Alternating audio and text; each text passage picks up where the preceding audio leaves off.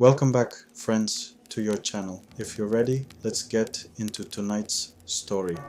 My name is Ayub and I have a story to tell. It happened in the early 1990s. My family had recently moved from our village to the city. Contrary to what we had expected, there weren't many decent jobs available.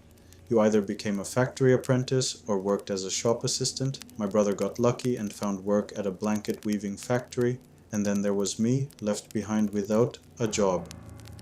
After asking every relative and acquaintance we knew for help, my father's uncle finally came to me and said, "Ayub, my boy, I found a job for you." I was thrilled. For a moment, I imagined myself sitting behind a desk somewhere. "That's wonderful, uncle. What kind of job is it?" I asked. He smiled and said, "Since you've inherited the courage of your father's side of the family, I knew you wouldn't refuse." I had a friend who worked at the old cemetery. A week ago, he became a permanent resident there himself. May God bless his soul. The shrine office is looking for a faithful and fearless man. Long story short, he suggested me for the position of gravedigger and cemetery caretaker. I did the math. Jobs were scarce, and this one even came with insurance benefits, so I accepted. The next day, my uncle took me to the old cemetery. The shrine's office stood directly behind it, and a newer cemetery had been built nearby.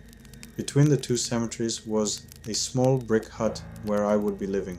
A cleric named Mustafa explained my duties, and that same day I moved my few belongings into the hut.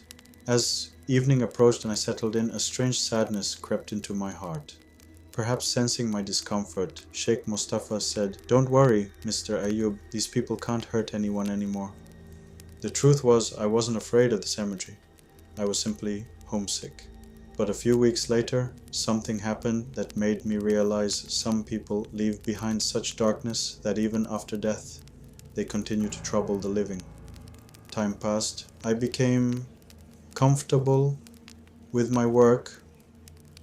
I learned the tricks of grave digging and got to know everyone who worked at the cemetery. I usually went to the shrine behind the cemetery to pray. One day, as I was returning from the shrine to my hut, they informed me that a funeral would be arriving the next day. Sheikh Mustafa showed me the burial plot that had already been purchased. Feeling lazy, I decided to postpone digging until the afternoon. I returned to my room and fell asleep. I drifted off almost immediately. When I woke up, the sun had already disappeared from my window, and I realized darkness was approaching. I grabbed my shovel and pickaxe and hurried toward the grave. Although the cemetery soil was soft and easy to dig, I still worked up a sweat before reaching the proper depth. I remember preparing the burial niche when suddenly a shovelful of dirt fell directly onto my head. Annoyed, I shouted, "Who's up there?" No answer came. A moment later, it happened again. Reluctantly, I climbed out of the grave. The sun had completely set. There was nobody anywhere nearby. For the first time since arriving at the cemetery, I felt afraid. The dirt hadn't fallen naturally. Someone had deliberately thrown it onto me. Before the spirit of the deceased could decide to torment me, I headed back toward my hut. I had barely reached it when the call to prayer, Aukr, echoed through the air. I hurried to the shrine. After prayers, as I was returning to my room, I noticed several large black dogs lying on the mound of freshly dug soil. I called out to them a few times, hoping they'd leave. They didn't move. Eventually, I ignored them and went inside. A strange exhaustion had settled over me. Thinking I might be getting sick, I ate a quick dinner and crawled beneath my blanket. I eventually fell asleep, but throughout the night, I woke up repeatedly to the sound of barking dogs. The next day, around 4 in the afternoon, the deceased was brought to the cemetery for burial. I felt sorry for him, Aside from 5 women accompanying the funeral, nobody else seemed to care. Even the pallbearers were workers from the local slaughterhouse. Normally, families would pay me to recite verses from the Quran for their loved ones. After the burial was completed, I approached the oldest woman and asked, "Mom, would you like me to recite Quran for him?" She ignored me completely. Meanwhile, the 4 younger women standing behind her were pleading with her for money. Without drawing attention to myself, I pretended to gather my tools and listened. The older woman was the deceased man's legal wife, and the 4 younger women had no official relationship with him. Let's just say they were his girlfriends. All 4 of them begged her for a share of his money, but the woman I was looking at seemed like the kind who wouldn't surrender a single coin to the angel of death without a fight. She certainly wasn't about to divide her inheritance with unofficial companions. The irony made me laugh. The old man had spent a lifetime gathering wealth, yet now nobody would even spend a single dollar for someone to read Quran at his grave. But things were about to become much worse for him. As usual, I went to the shrine at sunset when the evening call to prayer began. When I returned, I noticed several figures standing beside one of the graves. The nearby street lamp illuminated them enough for me to recognize the grave. It was the very same one we had buried earlier that day. I was surprised. Those women didn't strike me as the type who would stay loyal enough to spend the first night at the grave of their beloved. I shrugged and went inside. A couple of hours passed. Around 10 o'clock that night, I heard dogs barking from the direction of the grave. I looked out the window. There were no dogs, but once again, 4 figures stood motionless beside the grave. I thought to myself, 4 women standing in a cemetery this late at night, I can't just leave them here. I grabbed my lantern and Quran and stepped outside. My intention was simple. I wanted to recite a few verses for the deceased and then send the women safely home. As I walked, I kept my eyes on the ground so I wouldn't trip. At the same time, I rehearsed what I would say to convince them to leave. If anything happened to them, the shrine office would blame me. But I was terribly mistaken. Without realizing it, I was walking straight into a nightmare. When I reached the row of graves and finally looked up to greet them, there was nobody there. The figures had vanished as if no human being had ever stood there. My heart dropped. Still, I forced myself to remain calm. I raised my lantern and searched the area. I called out several times. No one answered. I was about to return to my hut when I felt sorry for the dead man. Since I had already come this far, I decided to sit beside his grave and keep him company for a while. I sat down on the left side of the grave and began to recite. I had barely finished a verse or 2 when I heard a strange sound. I don't know if you've ever experienced something like it, but it sounded as though someone had growled a threatening "Hey" right beside me, trying to stop me from what I was doing. The sound was so close and unexpected that I didn't even dare lift my head. To strengthen my courage, I continued reading. But before long, the same sound came again. Reluctantly, I looked up. There was nothing there. As I mentioned before, a streetlight nearby illuminated the entire area around the grave. After failing to find the source of the sound, I shouted, "Who's there? You have no business being here at this hour." If anyone had seen me at that moment, they would have thought I'd gone insane, talking to empty air. I was beginning to doubt my own sanity when I heard the sound of several cats. About 30 feet away stood an old mulberry tree that had been deliberately killed years earlier because its roots were damaging nearby graves. That was when I finally noticed it. The creatures I had been searching for weren't on the ground. They were in the tree. 4 large, dark figures sat effortlessly upon the thin branches like sparrows. Not a single branch bent beneath their weight. Not even the slightest movement.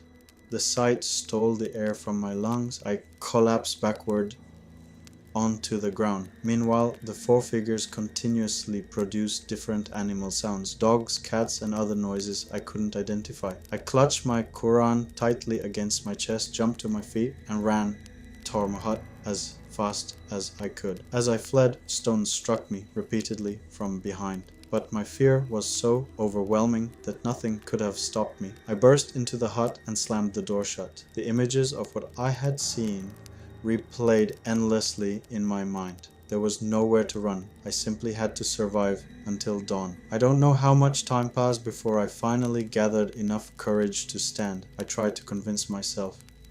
Ayub, maybe the loneliness and darkness are playing tricks on you. There was only one way to find out. I walked to the window. Slowly I pulled aside the old curtain and pressed my face against the glass. I regretted it instantly. Just as before, the same four figures stood beside the grave.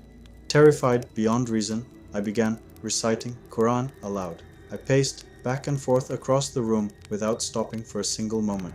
Hours later, the morning call to prayer echoed from the shrine loudspeakers. Only then did I realize how much time had passed. I rushed to the window once more. They were gone. I laughed like a madman. Ayub, you fool. You've lost your mind. Determined to pray and calm my spirit, I stepped outside. I had barely taken a few steps when I heard the sound again. This time it came directly from above me. A second later, I heard heavy footsteps racing across the roof, followed by a deep growl. Then, suddenly, complete silence. The cemetery became still. Like a walking corpse, I dragged myself to the shrine. I don't even remember what I prayed or how the prayer ended. The next thing I knew, I was sitting at breakfast, listening to the samovar boiling beside me. Around noon, I returned to the suspicious grave. There were no signs of disturbance. Then I remembered the dead mulberry tree. I spent nearly an hour inspecting it. Although I found no evidence, deep down I already knew. What I had seen was real. Before I realized it, the sun had begun to set again. Out of fear, I retreated to the shrine an hour before the evening call to prayer. After prayers, I saw Akbar. An idea came to me. I walked over and invited him to have dinner at my hut. Akbar was one of the cemetery washers responsible for preparing bodies for burial. To my surprise, he accepted immediately. Several hours later, dinner was finished and neither of us had much left to say. As the night wore on, my fear of Akbar leaving grew stronger. Suddenly he stretched and rose to his feet. I immediately grabbed his arm. "Where are you going, Akbar? You just got here." He looked at me in confusion. "Who said I was leaving? Are you feeling alright?" I walked to the window and stared out into the darkness. "Yeah, I'm fine." Akbar narrowed his eyes. "What are you so afraid of out there?" I shook my head. "Nothing. What could there be?" His voice trembled. "You don't see four tall figures standing out there?" The moment he said that, I stepped back and whispered, "In the name of God." Akbar moved closer and said, "Don't be afraid. I've seen them too. I saw them one night while I was working in the morgue." That was when I realized Akbar had come to me for the exact same reason I had invited him. He was terrified. No sooner had this truth come to light than stones began striking the walls of the hut. Then came the sound of footsteps running around the building. We died and came back to life 100 times before dawn finally arrived. The next morning, we rushed to the shrine and told Sheikh Mustafa everything. He seemed just as confused as we were. He had no answers. To be honest, I don't think he truly believed us. Still, I endured another week of torment. Every night was chaos inside the cemetery. Oddly enough, Akbar never saw the figures near the slaughterhouse again. Out of desperation, I told my uncle what was happening and asked him to help me find another job. Instead, he returned a few days later with an old man. The old man spent the night with us. The next morning before leaving, he said, "Dig that corpse up and remove him from here." He was a sorcerer. The beings you're seeing were his masters. They'll remain here for a long time. When we relayed this to Sheikh Mustafa, He explained that such a claim had to be legally proven before a court would authorize the body's removal.